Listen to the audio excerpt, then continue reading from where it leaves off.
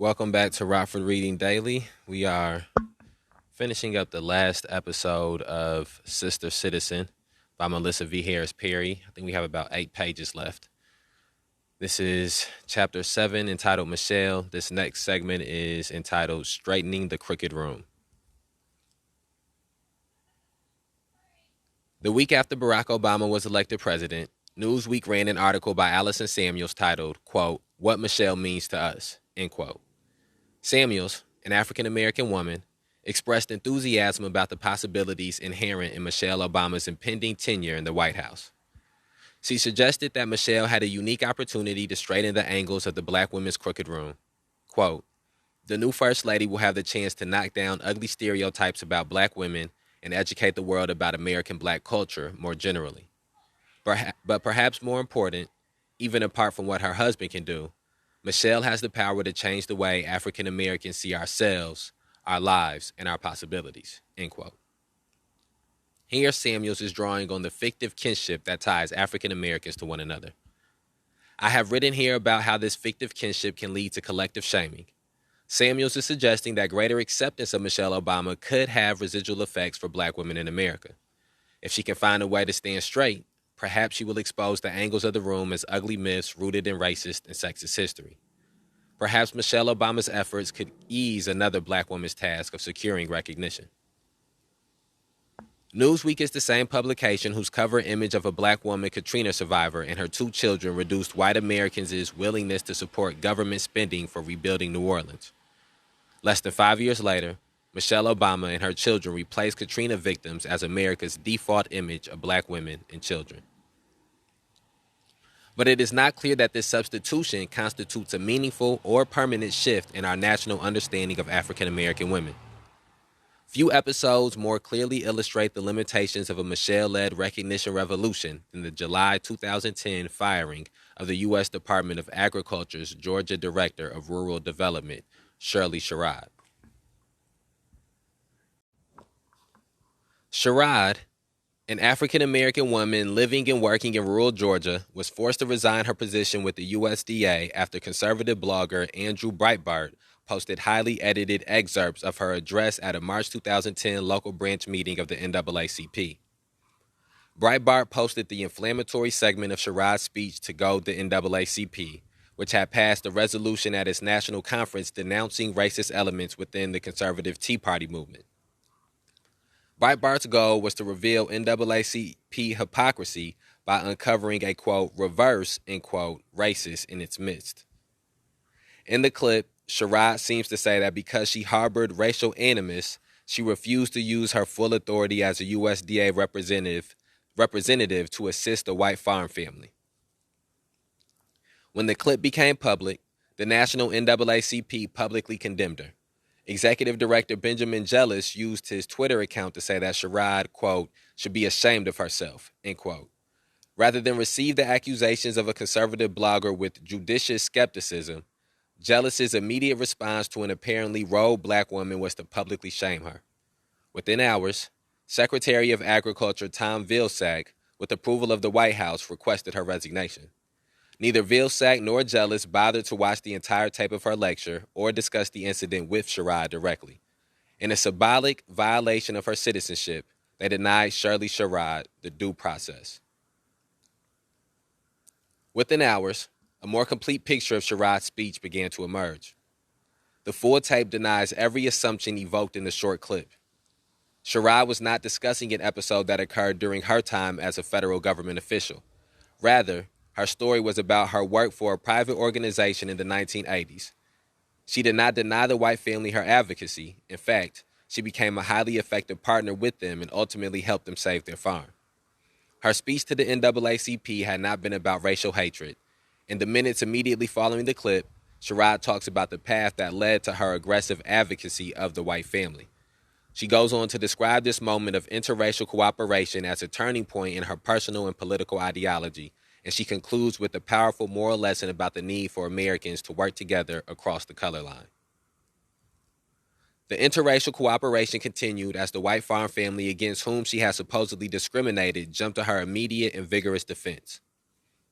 While others were saying she should be ashamed of herself, They loudly declared her an ally and a friend for life. The defense of Sherrod came most effectively and fully from the white farming community. The Sherrod episode caught fire during the slow summer news cycle and dominated political news for several days. The NAACP and the White House issued immediate apologies, and the USDA made her a new job offer. But Sherrod was not quick to accept these attempts to appease her. Rather than slink off into the shadows, bruised and ashamed, she instead stepped up to the national microphone and spoke forcefully on her own behalf. She made the rounds on television, appeared on dozens of radio broadcasts, and began to accept high-profile speaking engagements throughout the country. She denounced Breitbart, the NAACP, and the White House for so casually, publicly vilifying her. The more she spoke, the more compelling her story became. Shirley Sherrod, it turns out, was not an obscure Southern bureaucrat. Instead, she was a woman with an impeccable civil rights pedigree. Her father was murdered by a white supremacist, but no one was ever charged or prosecuted in his murder. She is also the wife of civil rights icon Charles Sherrod. Charles Sherrod was an early member of the Student Nonviolent Coordinating Committee, SNCC. He served as SNCC's first field secretary, led the Albany movement for the desegregation of Georgia, founded the Southwest Georgia Independent Voters Project, and sat on the Albany City Council for more than a decade. That Sherrod's wife could be publicly shamed by the nation's preeminent civil rights organization without regard for his decades of contributions to the movement is an indication that Shirley Sherrod was literally unrecognized by the NAACP. She was misrecognized as racist, misrecognized as unimportant, misrecognized as unconnected to the organization's own history. This misrecognition had immediate personal consequences for Sherrod and longer-term political reverberations for the country. So I've never read that story about Shirley Sherrod. I hope I'm pronouncing her name correctly. But it reminds me of the first book that we began reading in this series, in this podcast. Oh, actually, no, was that what this podcast series? Yeah. This podcast series we began reading Have Black Lives Ever Mattered by Mumia Abu-Jamal.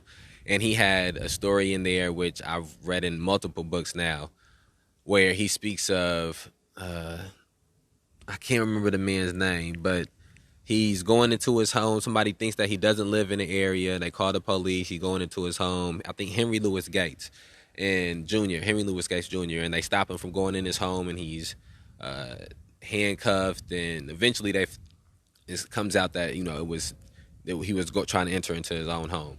And one of the lessons that Mumia Abu-Jamal,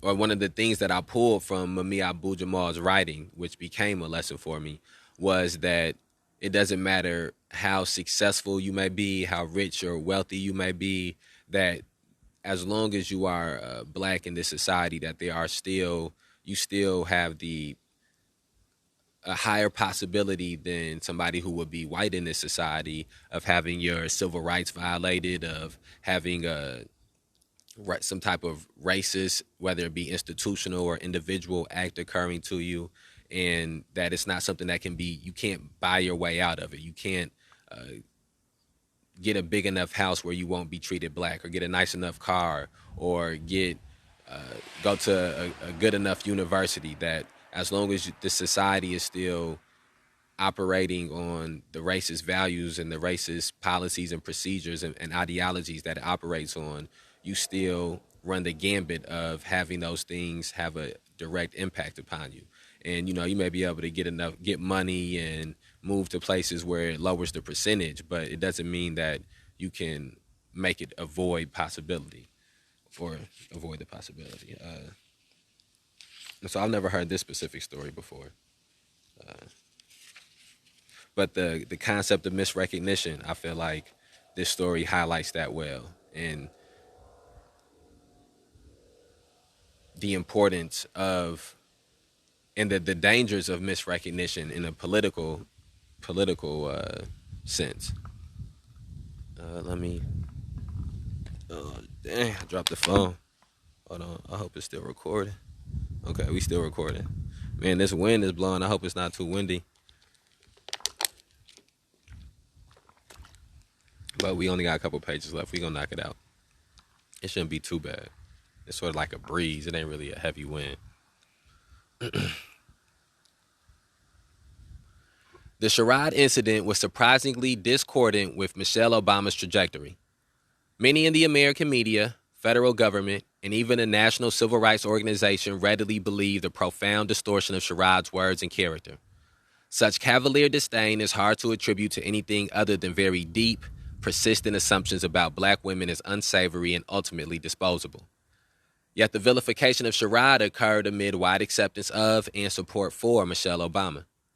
For years, Michelle had been working hard to straighten the crooked angles of the national stage where black women are attempting to gain accurate recognition as women, wives, mothers, and, most important, citizens. She has successfully turned the tide of public opinion in her own favor, but there was not enough residual goodwill to stay the executioner's hand from falling on Shirley Sherrod. For Sherrod, the old assumptions, not the new realities, were most powerful. Yet, like Michelle Obama, Shirley Sherrod did not stoop in the crooked room, but battled to stand straight. Throughout the episode, she was a fierce advocate for herself. She gave unflinching testimony about her own experiences of American racism, called on those who attacked her to be responsible for their actions, and refused to accept empty rhetoric in response to the real suffering that the events had caused her and her family. Watching Sherrod in mid-July 2010, I was reminded of another Southern black woman who worked to organize poor, rural Americans, Fannie Lou Hamer. Like Charles Sherrod, Hamer was affiliated with SNCC. She led the fight to organize black sharecroppers for voter registration in Mississippi. In 1964, she was one of the organizers of the Mississippi Freedom Democratic Party, which challenged the all-white Mississippi delegation at the 1964 Democratic National Convention. Hamer testified before the Credentials Committee at the convention about the extreme violence and intimidation she and others faced in their attempts to register to vote. Plain spoken and riveting, she retold her story of being beaten, physically violated, and exiled from her home under the threat of death. She and her fellow organizers had endured these abuses out of a deep yearning to be full citizens, able to freely participate in and change America. Her leadership was rooted in her own struggle as a poor black woman laboring as sharecropper in the Jim Crow South. Her race, womanhood, poverty, and lack of formal education made her claim on citizenship particularly subversive within the context of American apartheid. Her efforts were met with brutal repression by the state, ignored by the Democratic Party, and even compromised by members of the mainstream civil rights establishment. Her demand for first-class citizenship is one chapter in the difficult and uneven progress toward full inclusion for African American women. Shirley Sherrod's is another chapter in the same story.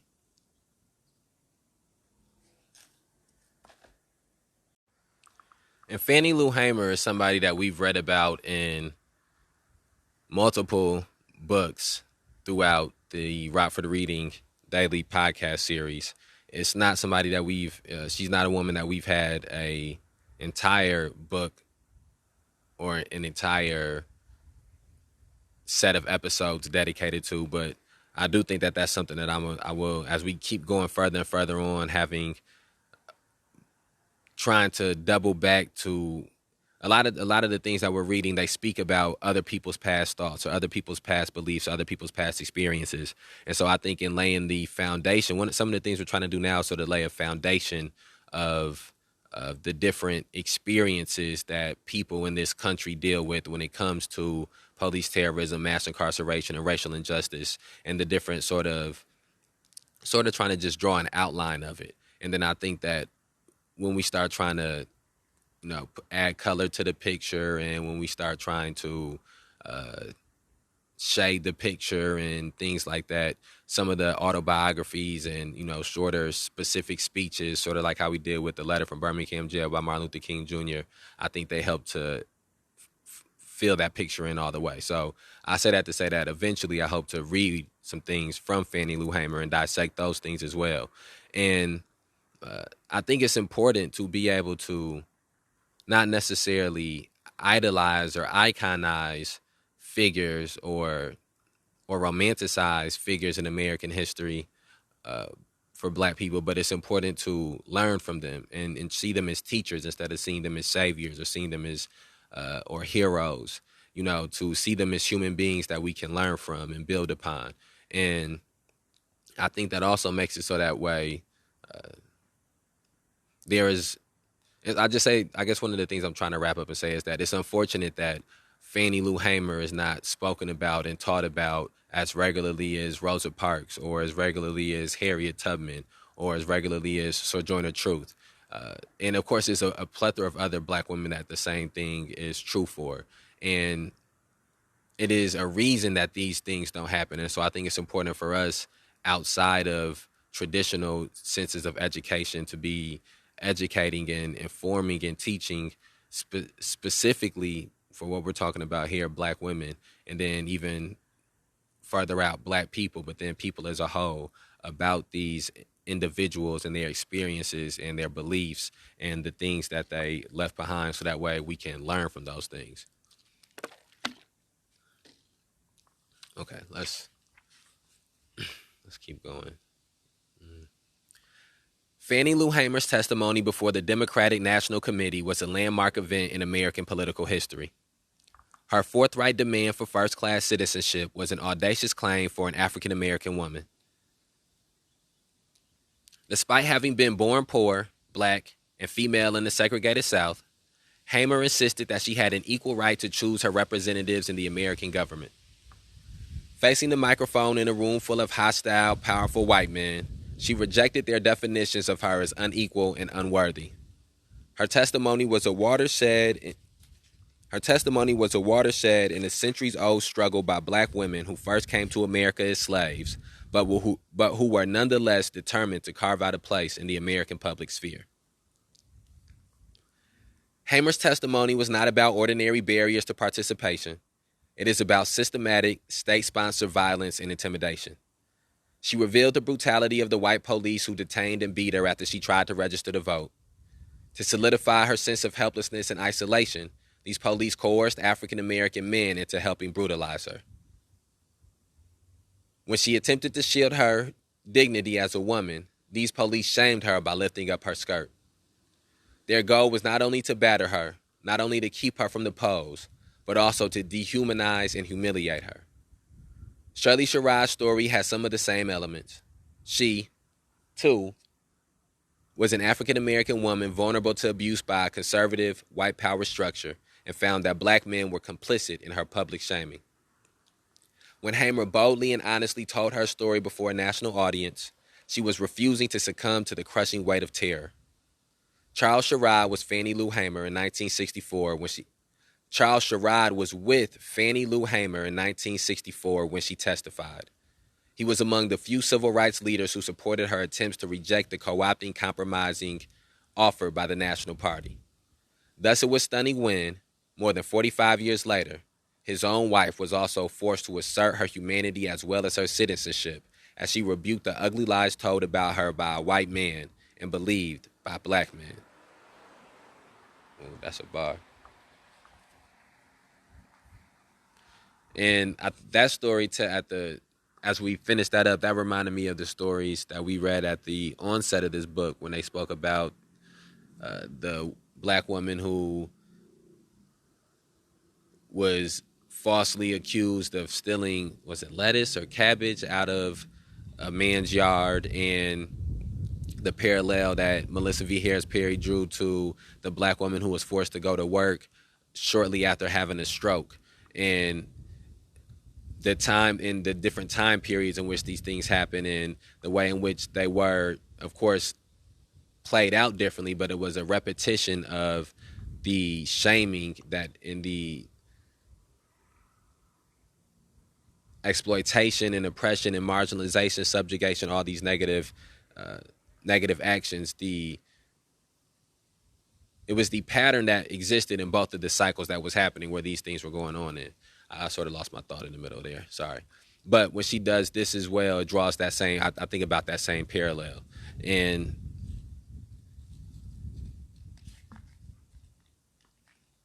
I think one of the things that's also important to point out within here is how the complicity of Black men when it comes to some of these issues that black women have dealt with, in the sense of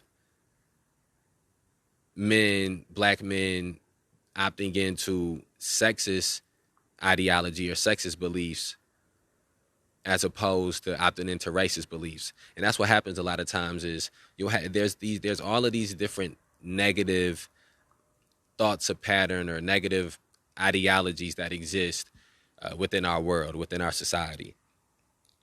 And so many times when somebody falls into one category in which they have that negative ideology applied to them, they don't take the time to learn about all the other people who have these different versions of this same thing. And instead they may learn about, uniquely theirs, but then they'll end up buying into these other ones in time. So you'll have a black man who understands racism thoroughly, but he hasn't taken the time to understand sexism or understand homophobia or transphobia or capitalism or militarism or poverty, and so even though once you only understand one aspect of these oppressive cycles that exist within our society, you are more likely to fall into one of the other ones or one of the other train of thoughts. And so we see here how these black men fell into the sexist train of thoughts, even though they were conscious of the racist train of thought that was going on. And so I just think, again, that's why it's important to have multiple perspectives in life. I think it's dangerous to form a belief system or ideology or off of only an individual perspective of life, because we don't live life as individuals. Okay, let's continue. Final thoughts. We began this book looking at the late summer of 2005 when the levee breach in New Orleans unleashed a disaster of misrecognition for African American women. We end 5 years later in the summer of 2010. Dramatic changes have been wrought on the landscape of those 5 years. America has its first black president and, with him, its first black woman serving as first lady. Defying generations of stereotypes and shame, she has managed to become one of the most popular individuals in the country. Michelle Obama is the living, breathing possibility of sister citizenship. But this is not an easy or triumphant story. For most black women, America is still a crooked room filled with distorted images, presenting many opportunities for shame and disaster. In response to these continuing realities, many black women continue to feel that the only viable strategy is to cultivate impervious strength and that their only consistent ally is a loving but distant God. But this strategy leaves them without the material resources or earthly allies necessary to effectively challenge institutional inequality on their own behalf. I have used empirical evidence to suggest that the myth of the strong black woman has measurable consequences. The realities of black women's lives militate against achieving the mythical position of unwavering strength, and the resulting disillusionment and sense of failure have real effects on their emotional and physical well-being. Framing black women's citizenship around notions of strength also encourages undue self-sacrifice in the political realm. Seeking to sustain their position as backbones of communities and pillars of strength, African American women too often hesitate to demand resources to meet their individual needs. Similarly, the silences in black political agendas and in national partisan organizing are in areas where black women have the most critical needs.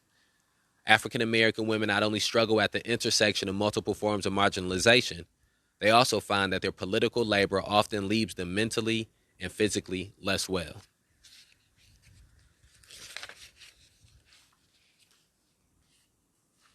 And yet somehow, stunningly, they continue to fight for recognition.